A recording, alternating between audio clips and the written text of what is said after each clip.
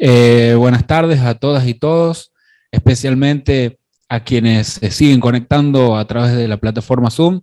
Esta plataforma nos ha permitido llegar a todos los departamentos de la provincia. En primer lugar, pedirles disculpas a los aquí presentes y a quienes están conectados por la semana pasada, que no hubo actividad. Hubo una cuestión de agenda con las compañeras que iban a estar a cargo, por eso lo hemos reprogramado. Adelanto ya, y ahí va a haber un salto en la línea cronológica que veníamos respetando muy firmemente. El martes de la semana que viene vamos a volver un poquito atrás en la historia, de la historia que se va a contar hoy. Hoy tenemos una compañera que nos va a transmitir la historia de nuestra Argentina y sobre todo de nuestra provincia en el tercer gobierno peronista, del 73 al 76. El martes de la semana que viene vamos a estar con Alejandro Oviedo y Natalia Álvarez Gómez, también va a estar en el panel. Vamos a estar tratando la época del golpe del 55 y todo ese proceso en el que Perón se encontró en el exilio y en el que nos prohibieron cantar la marcha y hablar de Perón y de Evita. Y el jueves de la semana que viene ya vamos a volver a conectar esa línea cronológica que veníamos respetando con lo que sería la continuación de la clase de hoy. Por eso, sin más preámbulos y para no consumir tiempo de la clase de la compañera, agradezco la presencia del vicepresidente del Partido Justicialista, compañero Machicote, que viene a acompañar la clase, y les dejo en manos de una gran compañera, con mucha trayectoria, con mucha experiencia, que ha formado parte de los cuadros llamados técnicos, pero sin duda que son también políticos de nuestra provincia y que nos va a transmitir seguro muchísima experiencia de aquella época de nuestra historia, que parece que ha pasado mucho tiempo, pero en realidad es muy reciente y es necesario que ejercitemos la memoria para poder aprender de todos esos sucesos. Con ustedes, compañeras y compañeros, la compañera Maritina Cubiló. Muy bien, entonces saludos, buenas tardes para todos, un gusto compartir esta instancia. Me parece excelente la idea de la capacitación, creo que es fundamental, ¿no es cierto?, para entender dónde uno está parado, poder tener una claridad sobre lo que pasó antes, ¿no es cierto? Y eso nos permite ver hacia el futuro, prever qué cosas pueden seguir pasando. Bueno, también me parece, para mí es un gran gusto compartir con Jorge Machicote, con Horacio, que hemos vivido esa época. Todos nosotros tres, no sé el señor la edad que tendrá, pero nosotros definitivamente hemos vivido esa época acá en La Rioja, y entonces vamos a contarles algo de teoría. No hay mucho escrito sobre esto en La Rioja, sí a nivel nacional hay, pero sobre La Rioja hay poco, pero sí les vamos a contar de nuestra experiencia, ¿no? Yo más o menos he organizado, como buena profesora, he organizado en algunos ejes la charla, pero ustedes pueden interrumpir para comentar o para preguntar algo, independientemente de que posiblemente, si hay tiempo y si tienen alguna pregunta para hacer, lo mismo si alguien que está conectándose por Zoom quiere preguntar o comentar algo, sería muy bueno, sobre todo si es del interior, poder tener también todos nosotros esos comentarios.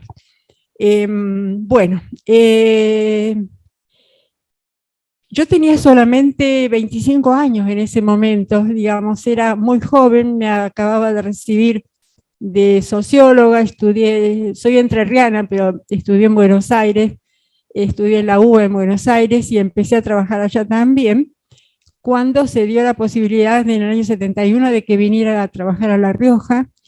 Vine a trabajar en Naminga, después vamos a hablar de ese capítulo, digamos.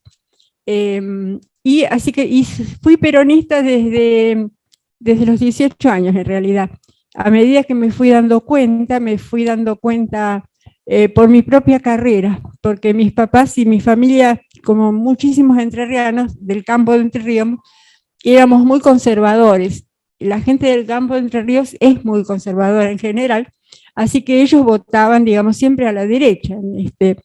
Pero estudiando sociología, fui descubriendo, digamos, cómo era la historia argentina, la que nunca nos enseñan en la escuela. En la escuela la historia argentina parece que terminó hace 100 años, nunca cuentan toda la historia. Bueno, ahí la descubrí en la universidad y de a poco fui haciéndome militante peronista, ¿no? Con sus cosas positivas y sus momentos duros, porque especialmente esa década de la que vamos a hablar ahora es justamente una década muy difícil. Yo había preparado, porque es definitivamente como muy especial ese momento, 1973 al 76, específicamente el 76 se corta con el golpe militar, ¿no es cierto? ¿Está bien con el Zoom como hablo? No sé si reciben bien los chicos.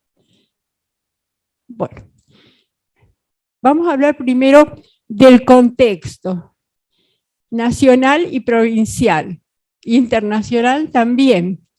Vamos a hablar de cuáles eran las autoridades que se dieron, o sea, quiénes gobernaron en esa época, nación y provincia. Autoridades. ¿Cuáles eran los grupos de poder, digamos, sobre todo en La Rioja, los grupos de poder, los debates que se daban alrededor de qué giraban los debates? Ah, sí, sí, sí. ¿No se ve nada? ¿Se ve algo? ¿No se ve nada? Bueno, ya lo vamos a ir retomando a cada tiempo. Para luego pasar a hablar de algunas obras. Lo primero que tenemos que sacar es hacer como una resta. Si ustedes hacen una resta, van a ver que no fueron ni 3 años lo que duró ese gobierno, ¿cierto? Del 25 de mayo del 73, que juró Cámpora a nivel nacional, que juró Carlos Menem acá en La Rioja, hasta marzo del 76 no pasaron ni 3 años. 3 años que vinieron después de 17 años de sucesivas intervenciones militares o gobiernos de Frondizi o del radicalismo, pero cuya característica era que siempre el peronismo estaba proscripto, ¿no? Había elecciones, aparentemente de democracia, con un gran proscripto, que era en todo el sector del peronismo. Después de 17 años accede el peronismo finalmente al gobierno y con mucha falta de experiencia no me refiero a Perón, digamos, que Perón entra en escena después, pero sino a los nuevos actores, digamos, ¿no? Mucha falta de experiencia en gobernar y en gobernar un momento bastante difícil. Bueno, ¿qué caracterizaba a ese, sí, realmente no sé, qué caracterizó a ese contexto del que estamos hablando? Contexto. Son varios los factores que caracterizan a este contexto. Por el lado, fíjense, un vuelco totalmente en un país religioso católico como somos nosotros, en una América Latina católica. El catolicismo da una vuelta de 180 grados con el Concilio Vaticano II de Colombia en esos años, ¿sí? Poquito antes de esto, digamos 68, 69, se da el gran cambio, ¿sí?, del Concilio Vaticano II. Concilio Vaticano II que deja atrás todo ese viejo clericalismo religioso y le pide a los sacerdotes, a las monjas y a los laicos salir a trabajar por los pobres. Le pide dar la vida por los más humildes, literalmente, dar la vida por los más humildes, ¿no? De dar, como daban la misa, de espaldas a la gente y hablando en latín, así se daba la misa hasta el Concilio Vaticano, a hablar de frente, hablar en el idioma de cada país, digamos, y decir estas cosas que estamos diciendo, ¿no es cierto? La parábola tal, adaptada, digamos, a los tiempos, a estos tiempos de cambio. Por algo la Iglesia tuvo que hacer esto, digamos. Realmente los niveles de pobreza eran muy marcados y la explotación muy marcada en América Latina. Entonces tenemos como primer cuestión esto. Segundo, está en auge y con sus dificultades la revolución cubana de la década del 50, revolución cubana, Fidel Castro. Me disculpan si soy medio reiterativo nombrar dar nombres, ¿no? Esta revolución, digamos que es un país chiquitito como Cuba, se animó a ¿qué? ¿A hacer frente a quién? Se animó a hacer frente al imperio del cual dependíamos todos prácticamente en América Latina, ¿no es cierto? Y a pesar de estar, aún hoy está bloqueada, ¿no es cierto? Está bloqueado para muchas cosas, Cuba todavía, pero a pesar de eso se animó, se pudo llegar a sostener, digamos, y se desarrolló con una vía especial. Digamos, no vamos a entrar a hablar porque sería muy largo. Pero fue un ejemplo y muchos argentinos estudiantes fueron a Cuba a enseñar, a alfabetizar. El 70% de la población cubana no sabía leer y escribir en la época de Fulgencio Batista, ¿sí? Fueron los argentinos, algunos se quedaron, hay algunos riojanos que se fueron, se quedaron, otros volvieron y contaron toda esa experiencia. Pero además tuvimos algunos otros movimientos políticos, digamos, con la estrategia de la guerra armada, muy cerca. En Uruguay, por ejemplo, ¿sí? En Uruguay, los Tupamaros.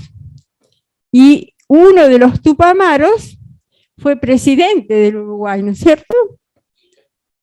Mujica, ¿sí? Fue presidente, fue, bueno, es hermoso escucharlo hablar, ¿no?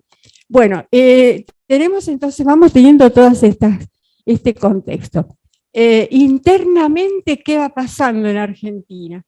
Internamente, la juventud es como que va con todos estos, porque esos son todos factores que trabajan sobre la mente de la gente y que la van como despertando, ¿no? Entonces, la juventud va despertando. En la universidad, en las diferentes, yo cuento lo que pasaba en sociología, de pronto de ser unos poquitos en sociología de la UBA, donde estudiábamos los sociólogos ingleses, los norteamericanos, los franceses, y ni una palabra sobre América Latina y Argentina. De pasar a eso, a de pronto haber profesores que formaron lo que se llamaron las cátedras nacionales, que rescataron, digamos, la historia, rescataron, bueno, los jóvenes en la universidad y en todos lados, empezaron a recordar cuál había sido la experiencia peronista, digamos. Tenían toda esa escuela peronista que había estado prohibida 17 años, pero la tenían escritos, si bien no se podían mencionar y demás, bueno, empieza como a reverdecer, como la primavera del peronismo, digo, empieza a dar, a insuflar dar ideas ese peronismo. Esas cátedras nacionales se fueron llenando de gente. Había momentos en que el aula magna de la Facultad de Filosofía y Letras, ahí estaba, yo no daba abasto. Había miles de personas jóvenes estudiando sociología, miles, ¿no? Bueno, cuando jurábamos, me acuerdo la jura famosa, la jura en vez de ser por Dios y por la patria, la jura fue por Perón, digamos, y nos sacó bueno, ya estábamos en momentos en que entraba la policía montada dentro del aula magna, y estábamos en momentos muy especiales, digamos, que se vivieron en esa década. No lo estoy poniendo como ejemplo, digo que pasó. Bueno, entonces tenemos el peronismo. Por otro lado, tenemos qué pasó en la Argentina, qué pasó en América Latina en el año 73. Una experiencia muy dura y muy cerca nuestra, muy cerca nuestro, que fue el golpe militar de Pinochet en Chile, ¿cierto? golpe de Pinochet en Chile, digamos, que tuvo una vigencia impresionante y que todavía sigue teniendo vigencia de alguna manera, a pesar de que tenemos otra tendencia política en el gobierno de Chile en este momento.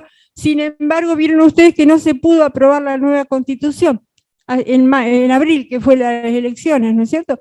O sea, todavía la constitución de Pinochet sigue siendo válida para la mayor parte de los votantes chilenos. Bueno, entonces tenemos en ese momento tanto la Revolución Cubana allá como el gobierno de Chile aquí.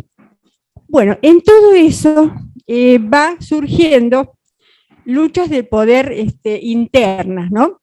Se va perfilando ya las nuevas, ¿quiénes van a ser las nuevas autoridades a partir del 25 de mayo del 73?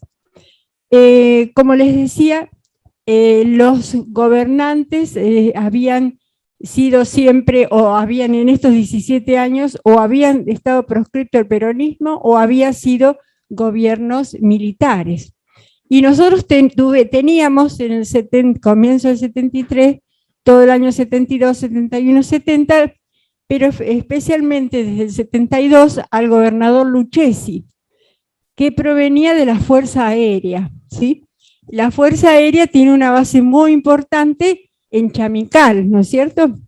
Y la base de Chamical de Chamical y el batallón acá eran los dos emplazamientos, la gendarmería en Chilecito, emplazamientos muy importantes, bueno, y desde ahí se operaron muchas cosas durante los gobiernos militares, ¿no?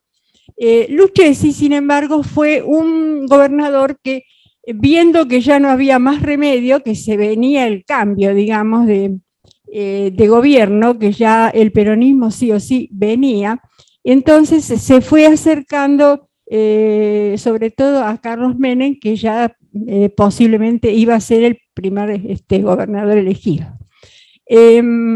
Bueno, entonces tenemos a nivel provincial, voy a ir borrando acá, permiso, tuvimos entonces el gobierno de Carlos Menem y el vicegobernador, ¿quién era? Alguien de Chilecito tenía que ser, ¿no? ¿Cierto? Sí, Libardo Sánchez. Carlos Menem, que tenía algo más de 40 años, era muy joven todavía, Libardo Sánchez. Acá Carlos Menem tuvo dos juras. ¿Se acordaban ustedes que tuvo dos juras? ¿Sí? Una jura fue acá el 25 de mayo, ¿sí? Y la otra jura fue en San Antonio, en el departamento Juan Facundo Quiroga, en el pueblo de Facundo Quiroga, y fue el 9 de junio el 9 de junio, días después. ¿Por qué fue el 9 de junio? Esta es una fecha que la tenemos que recordar también, que reivindicar. El 9 de junio de 1956, ¿sí? Se pasó algo muy, muy grave, que fue, o sea, a los meses del golpe militar del 55, un grupo de generales y militares, sindicalistas, militantes laicos, digamos, personas, se levantaron en contra de todas las Fuerzas Armadas porque contaban con que iban a ser apoyados, ¿sí? Y no fue así, no fueron apoyados por los principales generales del ejército, digamos, y por lo tanto fueron reprimidos y masacrados en José León Suárez, una localidad de la provincia de Buenos Aires, el basural de José León Suárez, cerca de Campo de Mayo, en La Plata es otro de los lugares, y en otros lugares. Entre ellos murió el general Valle, que era como la cabeza de este levantamiento. Su hija Susana Valle llevó la causa de su padre, digamos, hasta que murió Susana Valle, ¿no?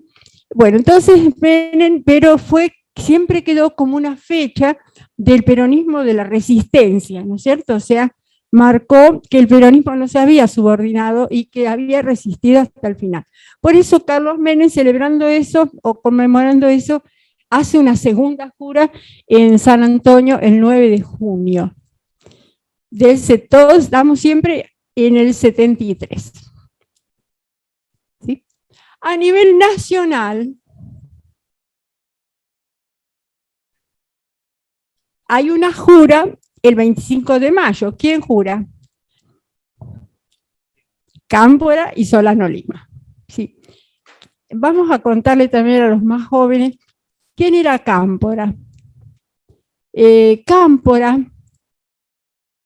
era un médico y era secretario de Perón. Vieron que Perón vivió 17 años en el exilio y siempre tuvo como un representante, ¿no es cierto? Siempre tuvo mucha conexión con Argentina, muy empapado de la problemática argentina. Dicen que hasta estudiaba las calles de Buenos Aires para no olvidarse cómo era su país, su patria.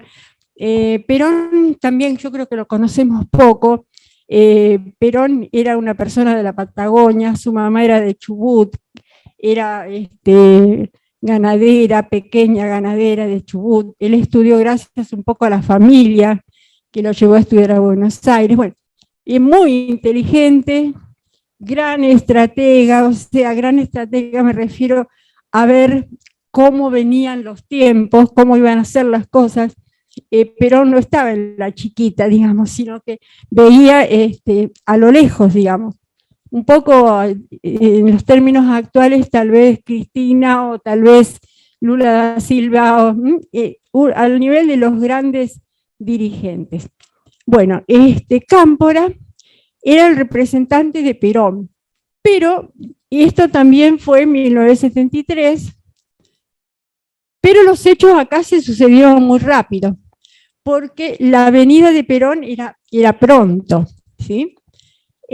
Así que en el septiembre del 73, o sea, Cámpora estuvo muy poquito tiempo y renuncia a Cámpora, y en el 73 hay nuevas elecciones en septiembre, y ya la fórmula va a ser Perón-Perón.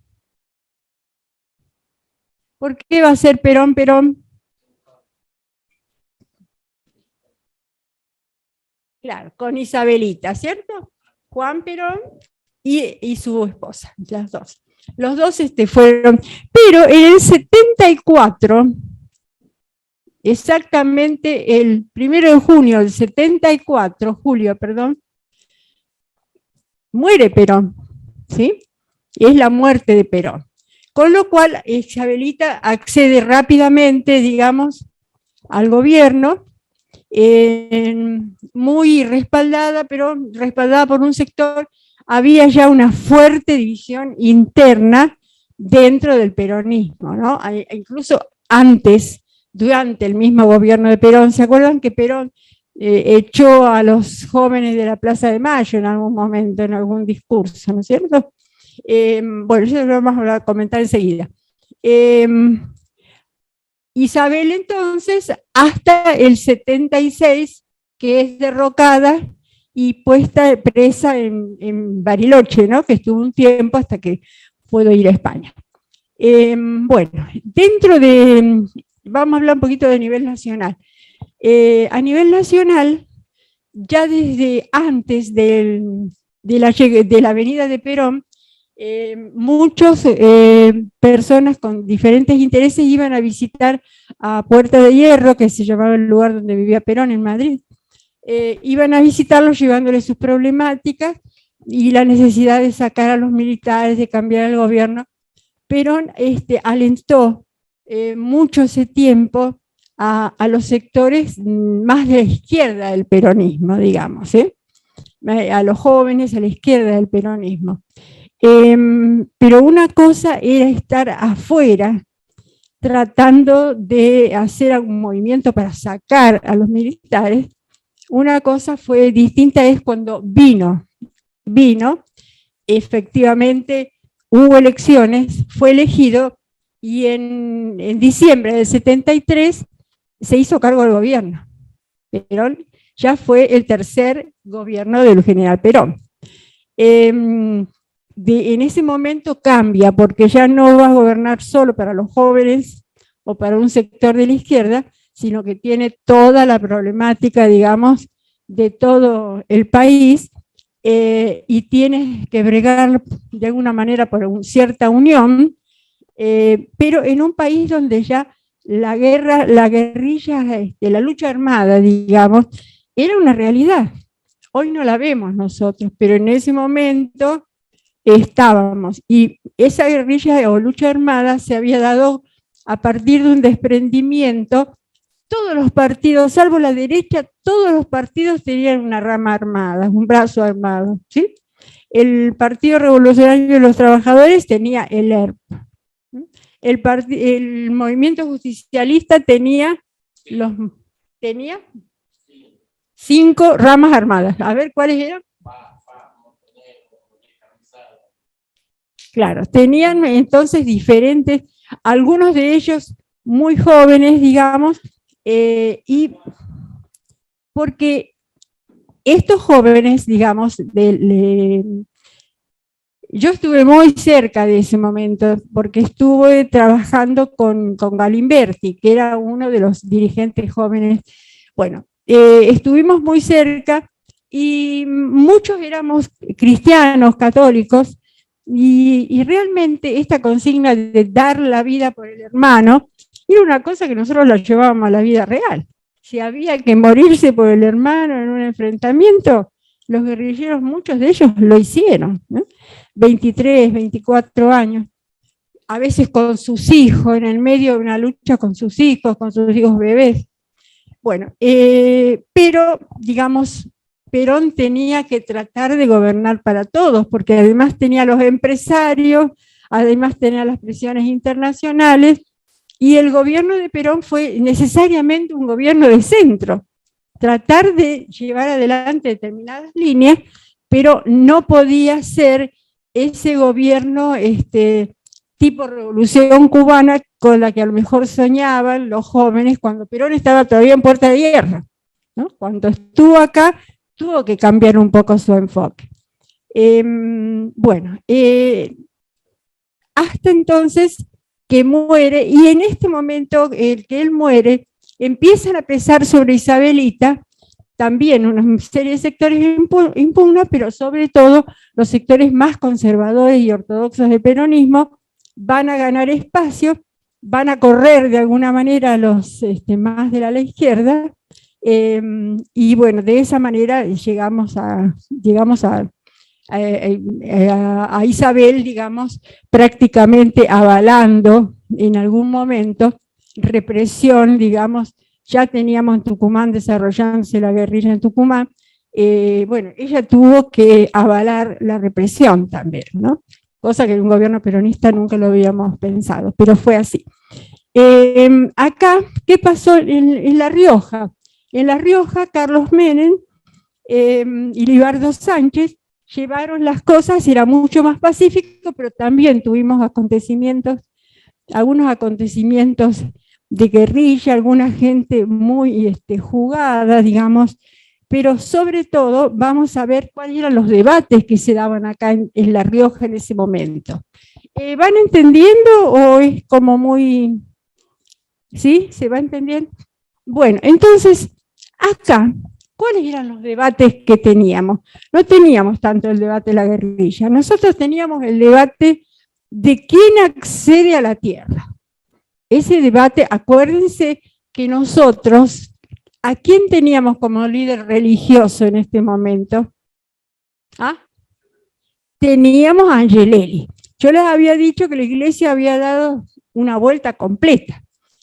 Angelelli se había formado, por supuesto se había formado en el seminario, pero estuvo en el Concilio Vaticano II de Colombia y en otros encuentros, y él salió con esta mentalidad de profundo cambio de la iglesia y de profundo compromiso con aliviar la situación de necesidad de los más humildes. Y con esa, en el año 68 fue nombrado obispo de La Rioja, vino a La Rioja, estuvo ¿hasta qué año? Hasta el 76, que fue asesinado el 4 de agosto, ¿sí? Pero tuvo varios años para tratar de hacer realidad lo que él pensaba, el ideario del Concilio Vaticano. Entonces, Angelini empieza a poner el acento en las cosas que peor estaban para el pueblo riojano. Y le empieza a exigir a los gobernantes, ¿sí? Le empieza a exigir a los gobernantes que hagan algo por eso. Una de las cosas es el acceso a la tierra. ¿Por qué la tierra, que la poca tierra cultivable y la poca agua que tenemos en La Rioja, tenía que estar en manos de, a veces de dueños que la tenían en forma improductiva? Uno de estos casos es el caso de lo que se conoció como latifundio Asalini en Aminga. Esto comenzó este proceso un poco en el 71. En el 71 se forma una cooperativa con todas las personas, Aminga es chico, ¿no? Digamos, a lo mejor habrá sido, ustedes conocen, ¿no es cierto? Aminga era más chiquito todavía, tenía menos de 500 habitantes. La cooperativa se formó con los pequeños productores, a lo mejor tenían media hectárea, cuarta hectárea, 1 hectárea, o los que no tenían tierra, que eran obreros de los otros más grandes y querían acceder a la tierra para también trabajar. Con estas personas se formó una cooperativa de trabajo, donde todos serían dueños de ese latifundio, digamos, que estaba en manos, los dueños ya habían muerto, los Asalini habían muerto, y no tenían descendientes, había 3 o 4 administradores, y lo poco que se ganaba era para los administradores. Los administradores no vivían en Aminga, vivían en otro lado. Entonces, nada, y ese latifundio concentraba el 80% de la tierra y del agua. O sea que todos los recursos, gran parte de los recursos de la localidad, quedaban en manos de unos pocos que además el dinero que hacían se lo llevaban afuera. Y la gente vivía miserablemente. A mí me contrataron para hacer como un diagnóstico social de la situación de la gente en ese momento, la conozco bien. Claro, la cooperativa se llamó Codetral. La situación era miserable de la gente. Miserable quiere decir, imagínense, vivir en la tierra, no tenían piso en ninguna clase, todavía agua potable tenía un solo sector de Aminga, luz tenía solamente la zona alta donde vivían los que tenían más dinero, todo lo demás eran cercos, no tenían alambrados, eran cercos. Bueno, a veces se pagaba a la gente, y a mí me ha tocado verlo, con fideos viejos, con cosas tremendas. Bueno, entonces se formó esta cooperativa y fueron a hablar con el gobernador, tuvieron todo el apoyo de la iglesia, y el gobernador en esa época estuvo muy de acuerdo con que se forme esa cooperativa y eso que no daba nada se transforme en una fuente de trabajo para mucha gente. O sea que con el aval del gobernador, que además puso a un ingeniero agrónomo de la zona, un ingeniero Navarro, a hacer el proyecto productivo, siguió adelante. Cuando se trató ya de ir concretando, 72, los más, no eran ricos, pero los que ya tenían tierra y bienes, no quisieron saber nada de no participar del negocio. Entonces se formó un movimiento en contra de ese acceso a la tierra de estos pobres, me acuerdo de haber estado en una reunión donde estuvo el candidato Carlos Menem. Carlos Menem dijo: cuando yo sea gobernador, les van a tener la tierra. Bueno, cuando él fue gobernador, hizo 2 proyectos, mandó a hacer 2 proyectos a diputados. Un proyecto fue el de Honorio Rodríguez, diputado de Vinchina. Honorio Rodríguez muy honesto, hizo un proyecto exactamente como la gente de la zona quería. Me refiero a Codetral, los más pobres. hubo otro diputado llamado Santirso, yo digo los nombres, no vive en La Rioja ahora, hizo un proyecto en contra de este proyecto para que se parcele la superficie y se entregue con algún mecanismo de selección. Triunfó el de las parcelas, con lo que la gente pobre, por un voto. La gente pobre nunca recibió la tierra, quedó excluida, quedó pobre, quedó abandonado todo eso. Finalmente se redistribuyó el agua, la tierra se está redistribuyendo, están haciendo vivienda, se destruyó la finca, digamos, y no se benefició nadie de última, ¿no? Pero digamos, una línea de Carlos Menem era cómo acceder a la tierra, porque era una de las formas de lograr empleo, digamos, ¿no? Ya venía el gobernador Iribarren, militar, pero muy, muy ejecutivo, desde la década de 60, trabajando el tema del acceso a la tierra. Otra línea en la que trabajó Carlos Menem fue el agua, que ya venía de antes también, de Luchés y demás, y que se continuó en el gobierno de Carlos Menem. Tengo que decir algo ahora. Antes de que Carlos Menem acceda al gobierno, como 2 meses antes se formó el comando, o en la bibliografía aparece como consejo, pero yo formé parte de esto, Comando Tecnológico Peronista. Bueno, este comando tecnológico estuvo integrado por unas 30 personas más o menos, de distintas profesiones, ¿sí? Desde médicos, ingenieros, gente de las áreas sociales. Trabajábamos en el segundo piso de la Casa de Gobierno, nos dieron permiso de todas las áreas, trabajábamos ahí, recibíamos gente y se iba redactando, preparando una programación para el gobierno de Carlos Menem. O sea, la idea era que cuando fuese elegido gobernador, al menos algunas líneas grandes ya estaban pensadas y estaban programadas, ¿sí? No perder tiempo, digamos. Carlos Aguilera era un militante importante, no vive en la provincia de La Hora, es ingeniero en aguas, geólogo. Bueno, y gente de la Juventud Peronista trabajó muy militantemente en esto, y se logró hacer un documento, marco de planificación, se llamó el documento, que estaba dividido en una parte teórica y otra parte, digamos, para La Rioja, el socialismo nacional para La Rioja, las principales medidas a tomar.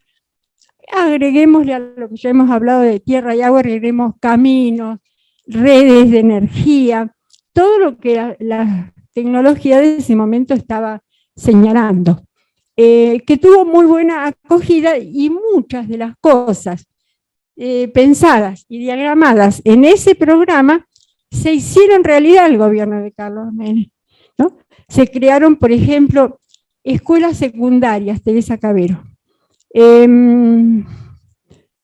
Escuelas secundarias, prácticamente había una escuela secundaria en la cabecera de los departamentos, ¿no? No había escuela secundaria, y en algunos departamentos ni siquiera había escuela secundaria. Entonces, esto significaba que la gente humilde no tenía acceso a la educación secundaria, porque si quería que sus chicos a la secundaria tenía que pagarle, que vivir acá, que vivir en una ciudad donde hubiera escuela secundaria. Bueno, uno de los proyectos fue la creación de esa red de escuelas secundarias, y eso se fue materializando durante el gobierno de Teresa Cabero. Así como, digamos, muchas cosas positivas fueron, digamos, fruto de ese comando tecnológico. Se hizo también el dique del Portezuelo. En el Portezuelo había un pequeño lugar donde se juntaba el agua, pero se diagramó y se concretó un dique que no sé, creo que tiene algunos problemas, a veces no junta mucha agua, Bueno, pero fue una obra importante. También Caminos. Se crea el Canal 13, el Canal 13 de televisión en esa época, a partir de una pequeña infraestructura que un particular había comprado, máquinas, tenía algo en el edificio Nazareno, frente a la plaza. Bueno, el Estado provincial compra eso y forma... Peiretti, esa Peiretti, sí. No sé, el ingeniero Peiretti. Ajá. Bueno.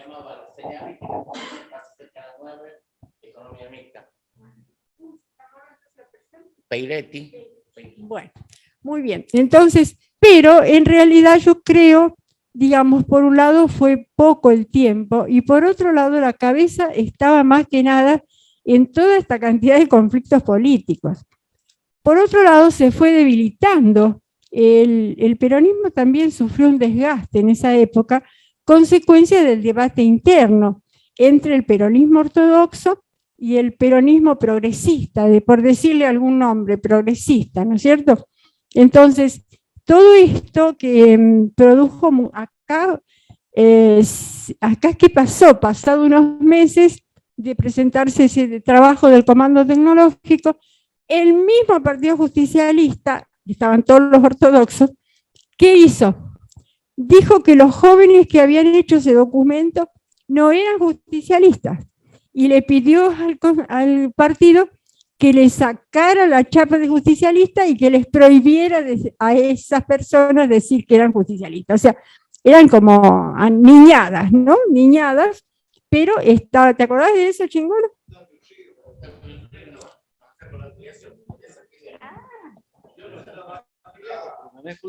A ver, ¿qué tenías que decir? Cuente. No, que no, o sea, era así, en banda, ¿no? O sea, yo, por ejemplo, no estaba afiliado, ¿viste? Estaba expulsado también, no sé, vos, Petizo, ¿estaba afiliado vos? Así, ¿no? Octavio Ríos, se llama, un flaco alto era. Ajá, sí. Octavio Ríos, pero eso fue como una especie de interventor, ¿no? Que vino de afuera. Quería inferir en las decisiones del gobierno, que ahí Carlos, bueno, no le daba pelota, sí, mucha pelota, pero un tipo era López Reguista, que bueno, ya vamos a ver quién era López Reguista. Se llamaba Julio Sad, el padre de Julio Sad. Ajá. Santirso era Alfredo, ¿no? Alfredo Santirso. Muy de derecha, sí. Bueno, entonces había todos, para que vean que la brecha famosa no es un invento de esta época. Siempre hubo gente que pensara diferente, porque esa gente que piensa diferente, creo que estamos de acuerdo en decir que es porque expresa intereses de sectores diferentes, ¿no es cierto? Una cosa es los intereses del pequeño productor de Aminga, que quería la tierra porque no tenía forma de vivir, más salir del rancho de Quincha si no tenía algo más, digamos, ¿no es cierto? Entonces pensaba, digamos, de una forma, y otro eran los poderosos que a pesar de que tenían bastante, lo mismo no quería que esos recursos vayan a ellos, sino que sigan acopiando, y así hace sus proyectos que finalmente ganó esa vez en la legislatura. Entonces, la brecha es algo muy viejo en la Argentina, desde unitarios y federales, ¿no es cierto? Desde la Revolución de Mayo también había, no es para asustarse, simplemente reconocer de que hay sectores distintos, por lo tanto pensamientos distintos, y bueno, cada uno, lo importante es mantener la democracia, digamos, para tener mecanismos que nos permitan tomar decisiones que sean más o menos lógicas, no esta que tomaba el interventor Ríos, ¿no es cierto? No le gustaba y por eso. Bueno, otra línea de trabajo de Angelelli que influyó mucho fue, yo les decía que él fue apuntando a las falencias que había en La Rioja. La Rioja es otra después de Angelelli, es otra. Yo me acuerdo cómo era antes, ustedes se deben acordar también. Es como que amplió la democracia, Angelelli, permitió nuevos derechos, permitió que otras personas fueran como más iguales, digamos, más igualitarios. Una cosa que se decía de él es que con la venida de Angelelli, la prédica de Angelelli, cambió hasta la población que asistía a la iglesia catedral. ¿Sí? Eso deben haberlo oído ustedes, ¿no es cierto? A la iglesia catedral antes iban los más ricos nada más, ¿sí? Bueno, cualquiera puede ir a la iglesia catedral. Los bien vestidos. Compañeros así de distintos sectores. Torito, ¿te acordarás? ¿Visto ahí del barrio? ¿Quién iba a la catedral? Nadie. O sea, era por... Claro. Y ellos decían que los negros tenían que estar a 4 cuadras de la plaza. No podían entrar al curso cero. No se podían ni en la vereda. Entonces era para la familia tradicional. Para los bancos. Los bancos tenían En la catedral, suponte, familia, etcétera, y era de eso. Ellos lo donaban para sentarse ellos. Ahora no tienen chapa, ¿no es cierto? No. Claro, pero yo los conocí con chapa también. Bueno, otra de las cosas en que trabajó muy fuerte Angelelli fue en promover los sindicatos, ¿no? La gente muy trabajadora y sin embargo no estaba agremiada, la gente rural me refiero básicamente, ¿no es cierto? Acá sí, y bueno, se acababa de formar el ATP con Torres, ahí con el nombre de Ramón Torres, digamos que hace una movilización importante a principios del 70, los sindicatos docentes, estaba Luz y Fuerza, digamos, todos esos tradicionales grandes, pero los de lajeros de Olta, que trabajaban tan duramente, la gente que sacaba arcilla de las minas de cerca de Patquía, digamos, no es Patquía, pero es de Amaná, que luchaba terriblemente los López. Las empleadas domésticas, que eran muchísimas, como siguen siendo muchas ahora, pero todo ese sector pobre, digamos, los trabajadores rurales, que como yo les decía que les pagaban con cualquier cosa, no estaban agremiados antes.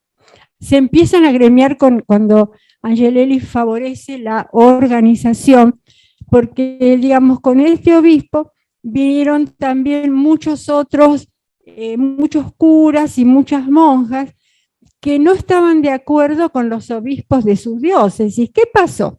El Concilio Vaticano también dividió, es un fenómeno de esa época, el Concilio Vaticano también dividió los curas y las monjas. Hubo curas que no querían saber nada con el Concilio Vaticano y los cambios. Tuvimos un cura nosotros, el cura Virgilio, aparte aparece Puebla, claro.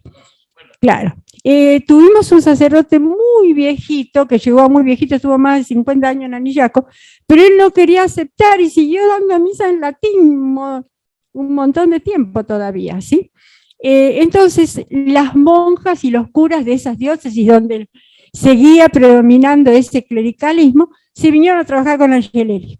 Y Angelelli lo fue destinando, que a Chepes, que a San Blas de los Sauces, que a Imogasta, que a las distintas localidades del interior, y ellos fueron, digamos, los que aparte de hacer una tarea religiosa, trabajaron en la organización de estos trabajadores que estaban dejados de la mano de Dios, nadie les daba una mano para nada. Claro. Que empezaron a tomar fuerza, ¿no? Bueno, yo me acuerdo que acá había solamente 2 abogados que atendían causas de trabajadores. ¿Se acuerdan cuáles son ustedes que vivieron acá también?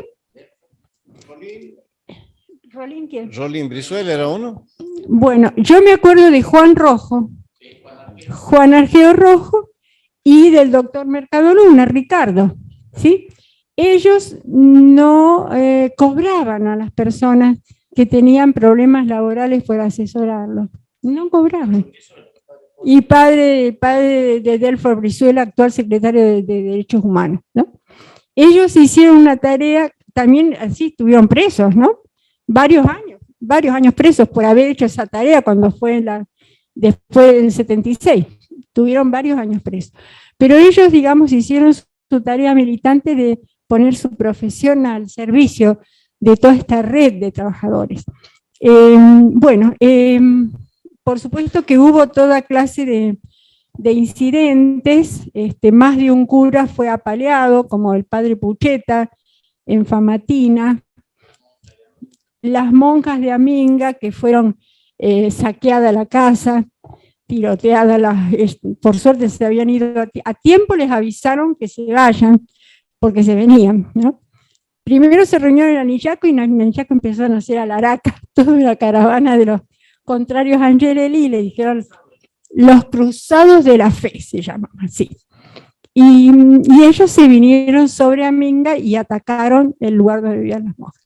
Bueno, como vieron todos hemos pasado una serie de cosas, digamos, pero en el recuerdo de la gente, en la práctica que continuó después, yo conozco, ya no quedan muchos vivas, de las gente de los barrios, del barrio Cementerio, por ejemplo, había un grupo importante de mujeres muy humildes que hacían pan, se reunían una vez por semana, hablaban del Evangelio, a veces iba Angelelli a verlas. Bueno, esa organización, calculen, Angelelli murió en el 76. Yo la conocí viva hasta hace 2 años. Mientras ellas vivieron, no se olvidaron de esa tradición, ¿no? De esa cuestión, digamos, de buscarle esa solidaridad, ¿no? Buscarle la ropa, mirá que la beba acá viene y no tienen que ponerse, no tiene zapatillas la chica acá. O sea, toda esa red que favoreció a Angelelli tuvo mucha vigencia de solidaridad, y fue creando otra mentalidad. Por eso yo digo que es como que ellos corrieron y ampliaron la democracia de alguna manera, ¿no? ¿Qué más podemos decir de los debates? ¿Qué otros debates? Un debate muy grande que tuvo Angelelli y que se hizo mucha carne en la sociedad riojana es el tema de la usura y el comercio del juego. Recuerdan ustedes, ¿no es cierto? Algunos dicen que sigue habiendo hoy día usureros muy poderosos en La Rioja, gracias a Dios nunca me toca estar cerca, pero que hay usureros muy poderosos, y el negocio del juego, digamos, ya lo veía Vilmesis, el gobernador militar Vilmesis, una persona con una mirada larga, digamos, consideraba que el juego era una herramienta importante en función del turismo. Básicamente a él le preocupaba que no venía gente a La Rioja, ¿no? Entonces él pensaba que un casino iba a traer. Y así fue que él fomentó eso, hizo una licitación, se presentaron 3 empresas y la ganó Álvarez Saavedra. Álvarez Saavedra tal vez les suene porque fue el propietario de lo que hoy conocen ustedes como, bien, el casino que está frente a la plaza, ¿sí? Donde era el Sussex, donde era el cine Sussex, también ese, que era un hotel grande, ahora se está transformando para centro administrativo por la Ortiz de Ocampo. Ahí antes había sido la cárcel, ¿está bien? ¿Está bien? Bueno.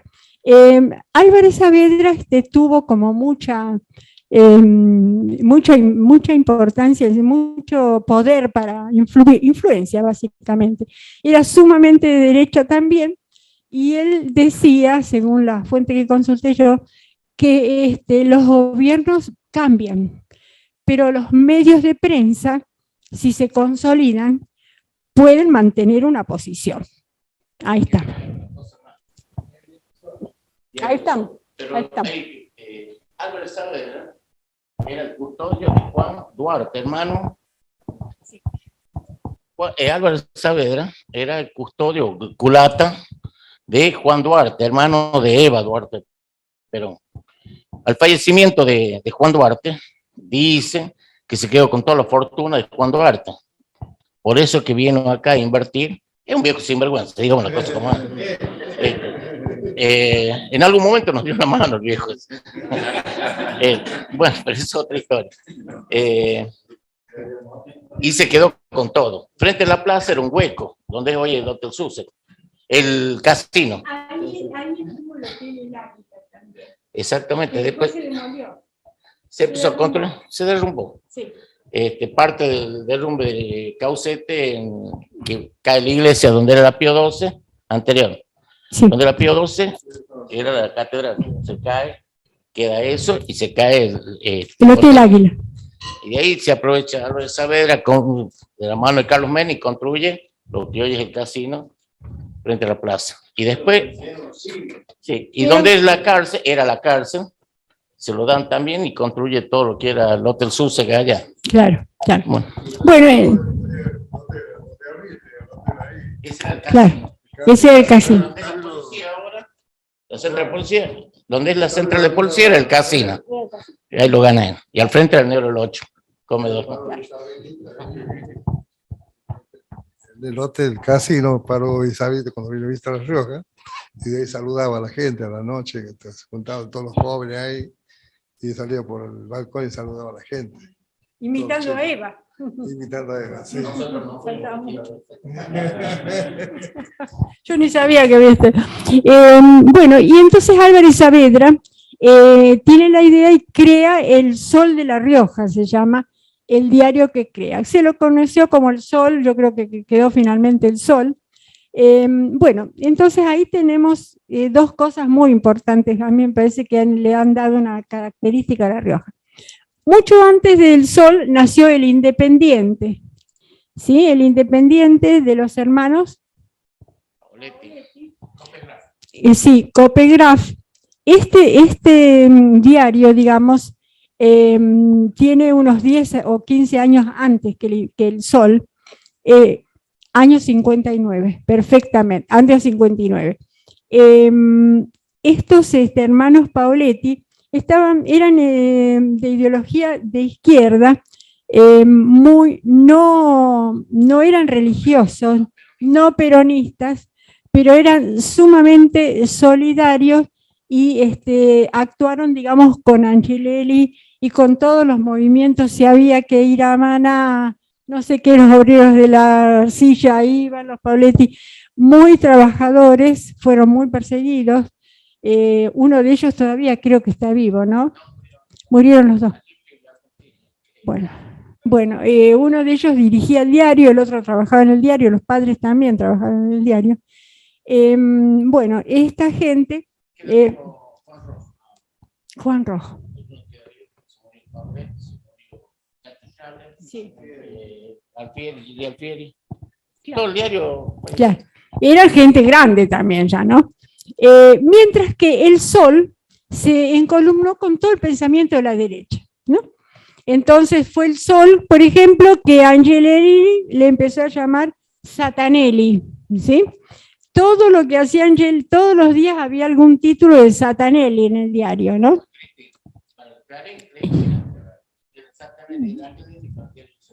Claro. Entonces, fue una guerra así, fue un momento muy difícil para vivir, como están escuchando, ¿no? Y muy difícil también para conducir. ¿Qué pasó con Carlos Menem? Bueno, Carlos Menem se fue yendo cada vez más al centro, porque piensen, el gobierno nacional, Cámpora, que era, digamos, un dirigente progresista, obligado, digamos, porque también Perón tiene que cambiar un poco de rumbo, va yendo hacia el centro el gobierno nacional, el gobierno provincial también va yendo hacia el centro, y bueno, es así, digamos, como acontece todo el periodo. Bueno, yo creo que más o menos les he contado, les he hecho un lío bárbaro, ¿no? De fechas, dirigentes. No sé si hay alguna cosa que quieran preguntar un poquito más, que querramos comentar nosotros. Otra. También, sí, pero quiero decir algo más. Ustedes ya saben cuándo nació la Universidad Provincial, ¿verdad? No sé si lo han hablado ya. Todavía no. Entonces, la provincial, todavía no era nacional. En el 72, gobierno militar todavía, ¿no es cierto? El ministro de Educación se llamaba Malek. Yo creo que Gustavo Malek. Bueno, se fue generando en La Rioja la necesidad de tener una universidad propia, porque había dos carreras universitarias, pero dependían de Córdoba, que era contador público y trabajo social, pero dependían de Córdoba. Entonces, cuando viene Malek, en una oportunidad en el 72, se forma un gran movimiento que se llamó el CUR, CUR con Q. Queremos Universidad Riojana. Y se hicieron manifestaciones, digamos, en la plaza, en las calles, muy actuales, como las actuales manifestaciones, y pidiéndole a Malek y la sociedad acompañando a los jóvenes. Muchísima gente. Claro, gente que no podía pagarse vivir en Córdoba, tener un chico en Córdoba estudiando 5 o 6 años. Bueno, eso salió en el 72, la universidad, vino Malek y les dijo, bueno, ahora esto no es más CUR, es TUR. Tenemos Universidad Riojana, ¿sí?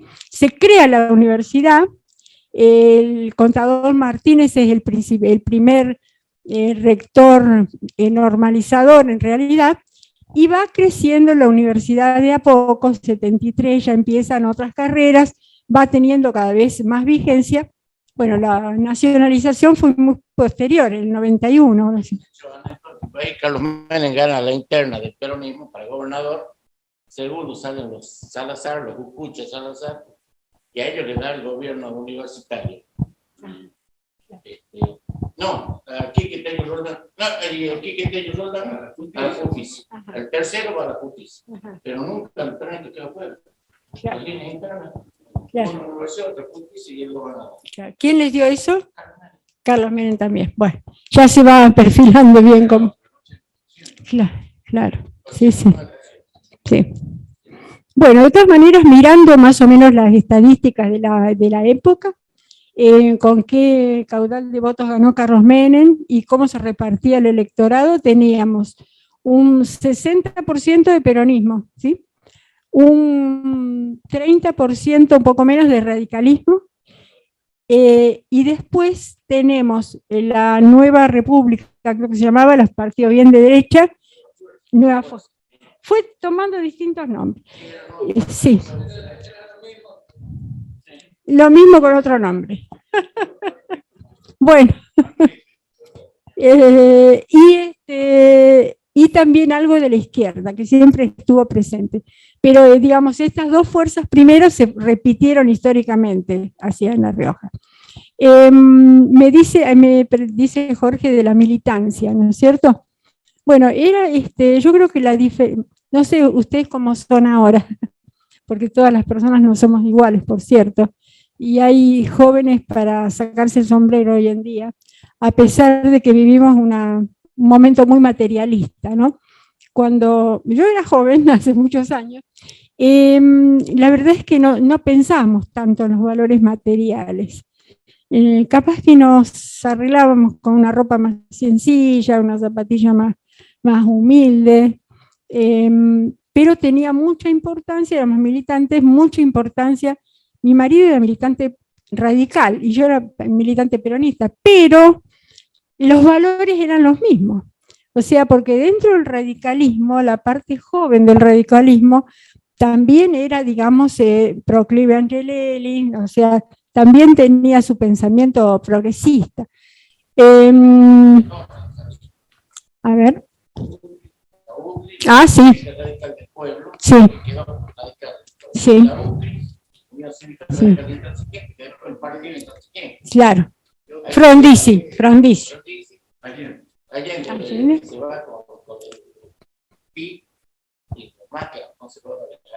Claro.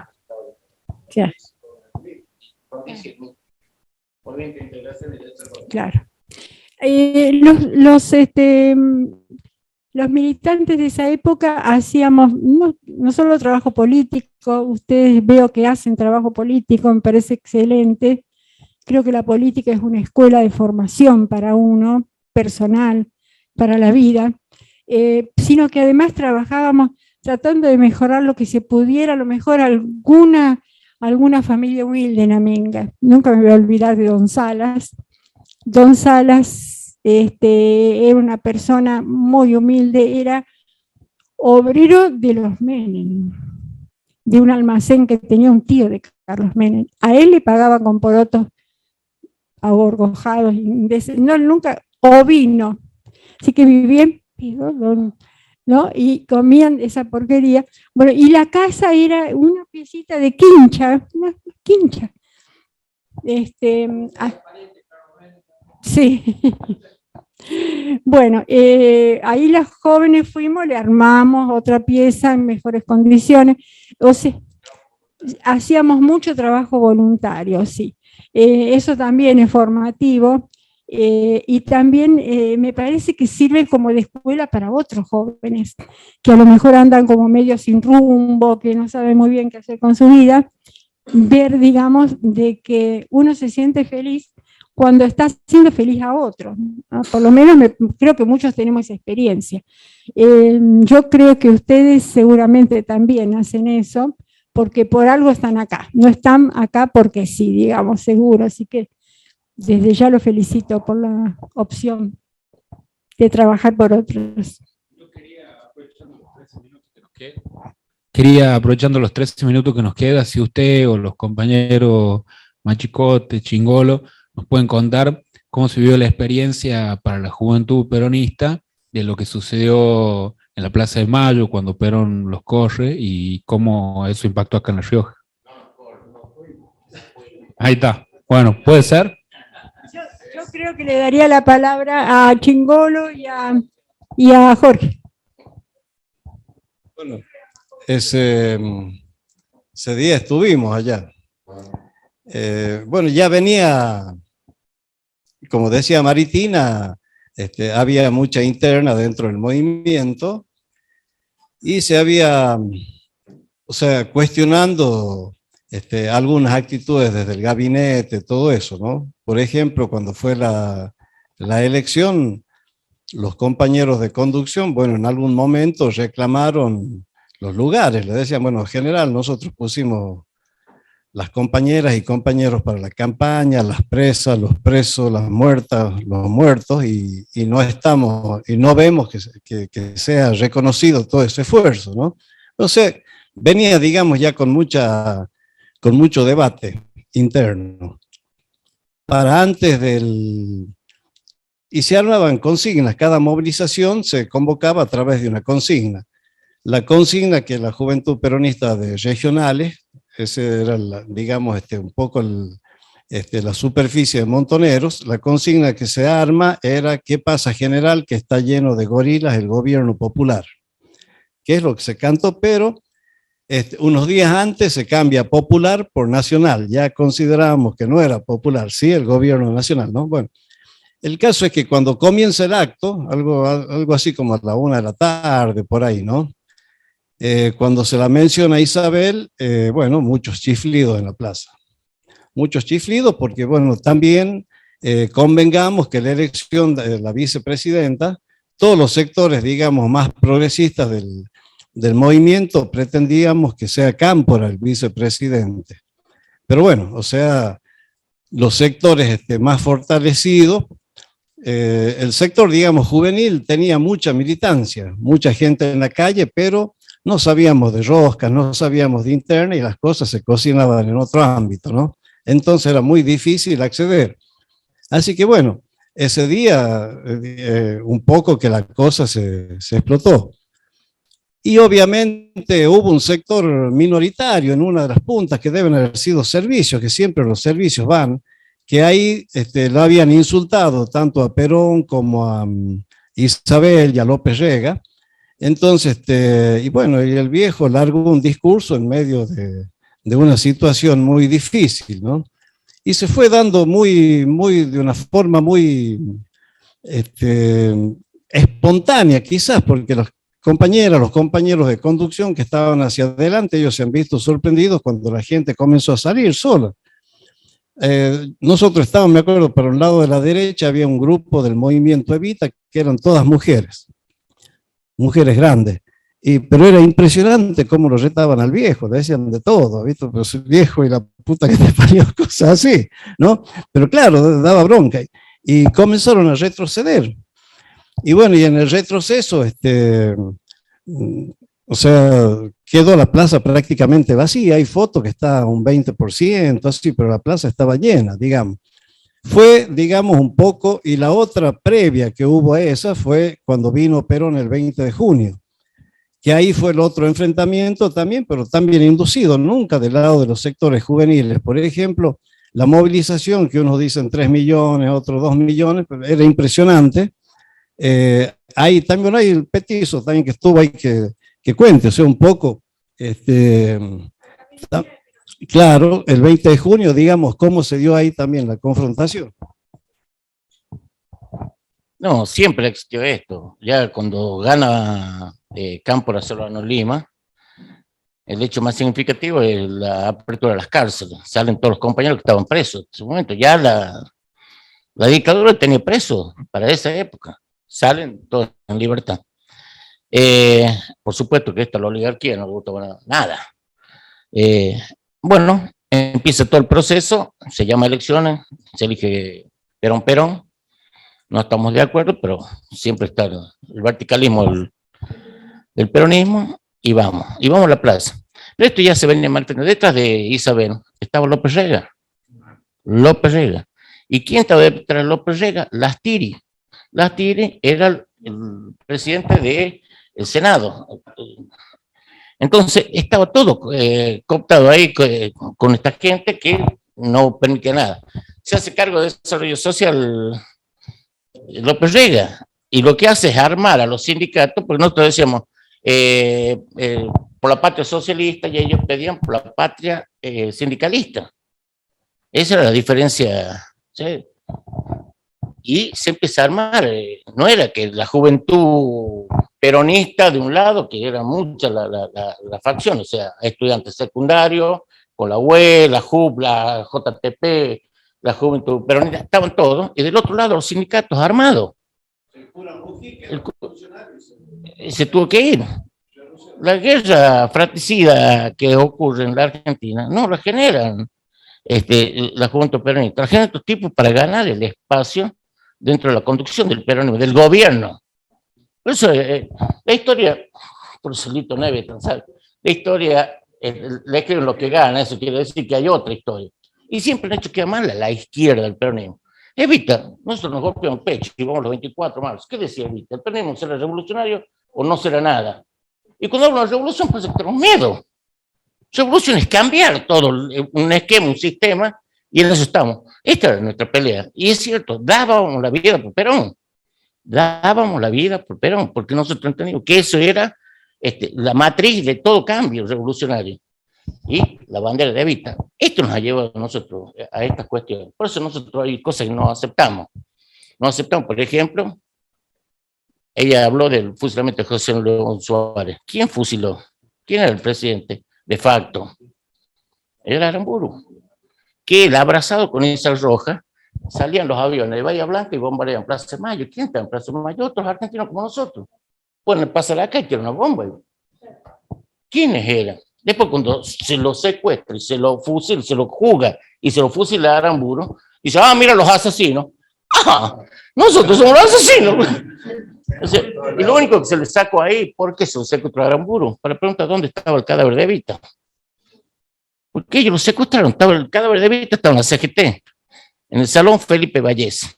Felipe Vallés es el primer desaparecido que tenemos en la Argentina. El primero obrero de los astilleros de San Nicolás. Se lo secuestraron para que diga, ¿saben dónde estaba Evita? En Italia, en Milán. María Maggi de Magister en la parcela 44, Romanzano 81. Ahí estaba Evita. Le habían cortado los dedos para ver si la podían quemar. Por eso le falta el dedo, para ver si la podían quemar. No la podían. Y se lo tuvieron que devolver a Perón en Puerta de Hierro en el 72. Estas cosas pasan en la Argentina. Y te la cuentan como que Aramburu es un presidente. Uno olvidamos. No cuentan que es un presidente, el hijo de puta. De facto, bombardeando y fusilando a los peronistas. No fusiló en José León Suárez. 36. Valle, el general Tanco, a todos. La bomba. Chicos. Entonces, esto es lo que pasó. Entonces, la historia hay que contarla completa. Gracias. Esto es lo que necesitamos, que acá el peronismo, más que nadie, entienda cómo el peronismo desde el peronismo. Claro. Y en La Rioja, aquí les escribí el nombre de donde yo estuve consultando, porque hay muy poca cosa escrita sobre todo esto que hemos hablado de este periodo. Hay un libro de Hugo Quevedo, no me acuerdo si es Hugo Luis Quevedo, Orlando Quevedo, Historia del peronismo riojano, que toca muy bien este periodo, digamos. Mucho detalle, no solamente da detalle nacional, provincial, sino además nacional, hace toda la secuencia de fechas. Y parte de ese libro fue publicado en una revista del Independiente, que salió unas 20 revistas, que son se llaman Gobiernos Riojanos. La revista se llama Gobiernos Riojanos. No me acuerdo, me parece que es de la década del 90 la revista. Pero seguro la tienen Independiente, digamos.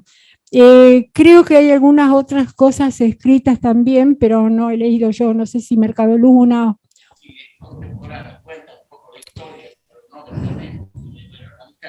Claro, claro, pero este es muy completo, el de Hugo Quevedo. Bueno, no sé, ¿alguna otra pregunta, chicos?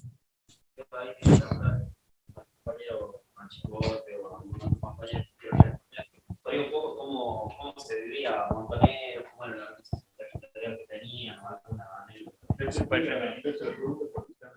Bueno, perdón.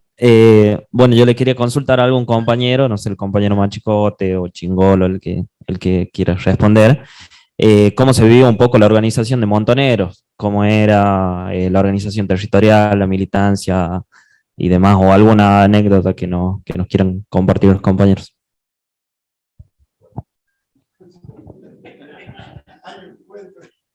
No, no sé, para nosotros era como algo perfecto. No, a ver, tenía varios frentes digamos, de militancia, ¿no? Por ejemplo, estaba en la universidad, estaba la Juventud Universitaria Peronista, lo territorial era la Juventud Peronista, en la escuela secundaria estaba la Unión de Estudiantes Secundarios. Había también, no se dio acá, pero sí en grandes urbes, en Buenos Aires, fundamentalmente el movimiento villero peronista, la JTP, como dice el petizo, que era la Juventud Trabajadora Peronista, que la idea era confrontar, digamos, por los sindicatos, ¿no? Por la conducción de los sindicatos. Bueno, acá la Juventud Peronista tuvo mucha actuación también. Sí. Se organizó muy bien por departamentos, claro. Hacía congresos, nos juntábamos en Chamical, en un lugar, en otro. Chamical, mucha organización tuvo. Bueno. Sí, después, por ejemplo, bueno, había, hoy se habla, por ejemplo, de todas de las diversidades. En aquel momento estaba lo que se llamaban los putos peronistas. Incluso iban a las movilizaciones, iban con el cartel, todo eso, y estaba también, iban en silla de ruedas, también tenían un nombre, movimiento algo así como discapacitado, ¿no? Bueno, eso era un poco, digamos, todos ellos, cada uno de sus conductores visibles, por ejemplo, a ver, en la Regional 1 estaba Dante Gullo, de la Juventud Peronista, en la Regional 3, que era la que estábamos nosotros, Córdoba, La Rioja, Miguel Mosé, en la 5 estaba el Turco Salame, que era de Tucumán, bueno, así, ¿no? Todos ellos expresaban, no solo pertenecían, sino que expresaban la política que dictaba la conducción de Montoneros para ese sector, digamos, ya sea para la secundaria, en este caso para la Juventud Peronista, que era lo territorial. Realmente ha sido una experiencia muy importante, pero también obviamente con errores. Si no hubiera habido errores, la historia hubiera sido otra. Pero también tengamos en cuenta una cosa. Hay los principales dirigentes de la organización en ese momento tenían, ¿cuánto? Maritina, 25, 26 años. Por ejemplo, una edad que no sé, yo hoy tengo 68 y sigo cometiendo errores. Imaginamos lo que era un chango de 25 años, de 26 años, que no era solo. Había 5, 6 mil, 7 mil compañeras con y eso que dependían de ellos directamente, ¿no? Entonces, ahí no era fácil, digamos. El trabajo era de superficie, se llamaba. Trabajo de superficie. Vos tenías un área que, por ejemplo, si hoy estarían ustedes junto a Universitaria Peronista, no había pertenecer a ese yo soy de la juventud. No, soy juventud peronista, si no hay diferencia. El problema no era político, es ideológico. O sea, ese ponerse a discutir de dónde vengo, a quién respondo. Porque yo escuché nombre, ahorita dice, no, yo pertenezco a la juventud tal. No, sí, no, es peronista. No hay otra historia que el peronismo. Quien la ejerce en su momento, bueno, puede estar más cómodo ahí. Pero juventud hay una sola, juventud peronista, juventud trabajadora peronista. Entonces, por eso, Consejo Che, hemos juntado muchas agrupaciones. ¿Cuántos son? 20. Cada uno es un sello. O sea, lo que vos tenés que hacer es juntar a todos. Bueno, ese trabajo de superficie se daba en todos lados. Y después tenía los que iban saliendo, porque lo iban notando, que eran de cuadro. Ya dejaba ese trabajo de superficie para hacer cuadros dirigenciales, que un poco ya lo preparaban, se preparaban para gobernar. El problema que tenemos nosotros, que alguna vez lo digo con el gitano, dicen, che, si ganamos, ¿qué hacemos? Pues para perder estamos todos bien. Para perder estamos todos bien, ahora si ganamos, y de eso ninguno de nosotros sería ministro. Si no, nos hemos preparado. Es así. Entonces la capacitación no es de la militancia únicamente que es el peronismo, sino de cómo se ejerce desde el peronismo en la conducción que le llegue a todo. Entonces, decía ella recién, y lo estaban planteando con el tema de Lula, no se derechizan, se van al centro. Ahora hay que gobernar para todo. Ahora, bueno, perder el eje ideológico, puede acomodar la política, pero el eje ideológico nunca. Entonces, eso se iba generando. Y de ahí surgía lo que eran los cuadros montoneros. Montoneros había una responsabilidad mayor que ya era para un enfrentamiento armado, porque el otro lado, la lucha también era armada. No era visto que te ibas a enfrentar con el presidente de la Sociedad de Fomento, no, ni el centro vecinal. Eran los militares ejerciendo el poder, había que sacarlo. Esta es la lucha del peronismo y de los cuadros peronistas, por eso la veo, pero era cierto. Pero en la actualización doctrinaria, la afirmación esa, él dice, si tuviera 20 años, estaba todavía, como decía Maritina, en España, ¿no? Y él decía, dice, si tuviera 20 años menos, andaría poniendo bombas por ahí con los muchachos. Claro, era una forma, digamos, pero bueno, cuando vino ya era otro Perón. Estaba focalizado, dice, no, ahora vamos a hacer, a ver, ni alguien de, bueno, el hecho violento que a él le han matado. No hay. Del otro lado se ocurría. Sí. Porque esto, la desaparición de personas, 30.000 compañeros, no ha sido casual. Iban a buscar la casa y bombardeaban la casa. Y no importa si había hijos, no había hijos, familia, el que esté. La adhesión de ellos y del equipo de todo lo que ha sido el plan Cóndor, ha sido la destrucción de todo esto para poder ganar. Fíjense lo que pasó hoy en Brasil. Esa es la derecha. Y la vuelta a la democracia y la presidencia. Exactamente. Como España. Chingolo, ¿por qué no le falta a los chicos la anécdota de Chicago, cuando dice que se sale Barzani gracias a él? Yo voy a hacer una breve intervención para las compañeras y compañeros que están por Zoom. Ya terminamos la clase, nos quedamos debatiendo. Emma, Peter, no sé si tienen problema que nos quedemos un ratito más para que puedan seguir viendo ellos igual, pero ya la asistencia está acreditada. El que tenga alguna cosa que hacer, les agradecemos. El martes de la semana que viene vamos a tener la clase del golpe del 55, así que va a estar muy interesante también. Y el jueves de la semana que viene va a estar el compañero Chingolo, seguro el Patricio Machicote, hablando de la época de la última dictadura militar, así que también va a estar muy interesante. De igual nos quedamos debatiendo, si podemos repetir la pregunta para los compañeros, acá con el micrófono para que puedan escuchar. No, el día que lo detiene al Chica Tomose, que era el responsable del Regional 3, ya de la conducción de Montonero, lo detienen en el diario La Voz y lo llevan al D2 de Córdoba a interrogarlo. Y en ese momento lo estaban torturando a Zanini. Y era tanta la alegría de los tipos estos que lo habían detenido, lo habían chupado al Chica, que lo dejan de torturar a Zanini. Y Zanini En la Puerta de la Perla lo ve a Martín Mosé, al hijo. Ya en democracia, cuando está Néstor viendo el tema de la Perla, y lo llama porque es igualito al padre. A los 20 años recién se reconoció hijo de Chicato, como recibe blindaje para que no llegue a la familia, y lo llama, dice, gracias a tu viejo yo estoy vivo. Chicato está muerto. Lo sacaron, le aplicaron ley de fuga, le abrieron la puerta del camión, lo fusilaron adentro del camión. A él y a 5 más. Pero Zanini está vivo gracias a que lo dejan torturar por la detención de Chicato. Hay cada historia, ¿no? Nosotros tenemos las hermanas. Es que de hecho más palpable. Sí. Los dos María y los santos. A la Ana María la detiene, estaba embarazada. A los meses nace el hijo, que es el nieto 121, recuperado. Ella no aparece.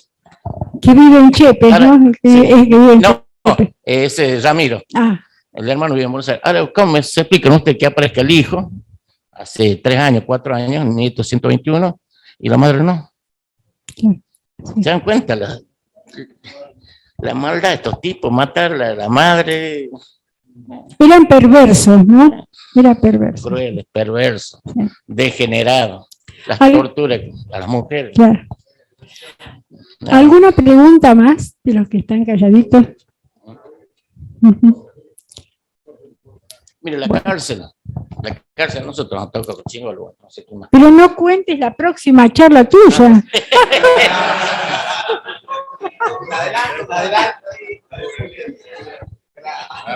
No, un pequeño no. No, nosotros lo hemos pasado mal, pero las mujeres lo han pasado peor. Sí, No digo más nada. ahí está. Bueno, muy bien.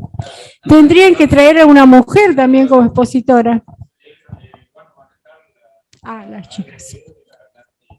Está bien, está bien. Bueno, muy bien. Bueno, muchas gracias.